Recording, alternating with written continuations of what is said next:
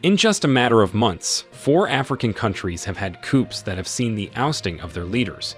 Leaders they claim are puppets placed by France, so they can do whatever they want with the country and their resources.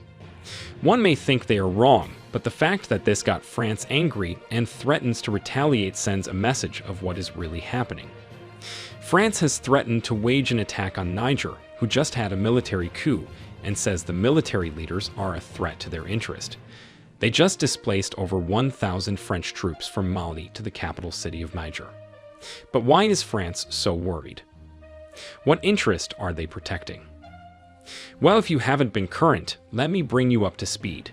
Niger military leaders just placed a ban on the export of uranium and gold, especially to France. Uranium is a major mineral needed by France in its nuclear power plants. Uranium from Niger powers over 1/3 of homes in France, yet over 85% of Niger doesn't know what electricity is. Isn't that unfair? I mean, it is only fair if France helped in developing places and make them enjoy even a piece of their uranium. As a matter of fact, it is not just France. 25% of uranium entering the European Union comes from Niger. It is only logical that one day people will come to the realization that they are being cheated. And they just did. But France has decided they won't let it slide. France says it will do everything to protect its interest in Niger. It will be important to note that the USA also has a military base in Niger, and also you can remember it is a NATO member too. And you know, whenever any NATO country is at war, other NATO member countries come to help. This is exactly what is about to happen. The military leaders of Niger's neighboring countries notice the pattern and decide to back Niger. Who are these leaders and what pattern have they noticed, and why do they back Niger? Well, if you've not been informed, Mali and Burkina Faso have also had coups and their countries taken over by the military leaders too.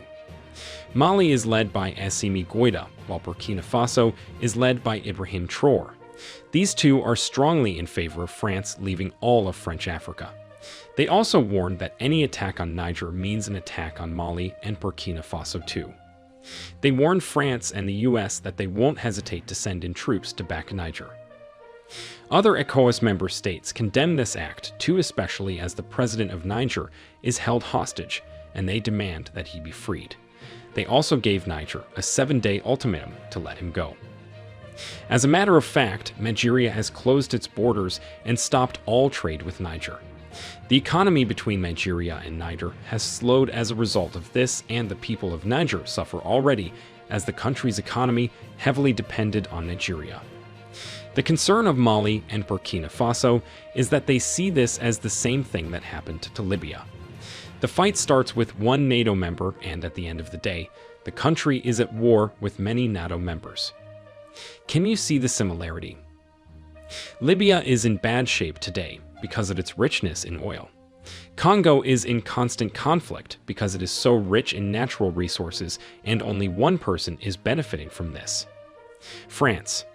Today, Niger bans the export of its natural resource and tit becomes a threat to France's interest. What do you think about this? Do you think Niger should continue trading with France for peace to reign? Do you think Burkina Faso and Mali should send in troops to defend Niger? As for us, we love to see a world where every country uses its resources to make its people happy and rich while sharing a bit of God's blessings to the world with other countries.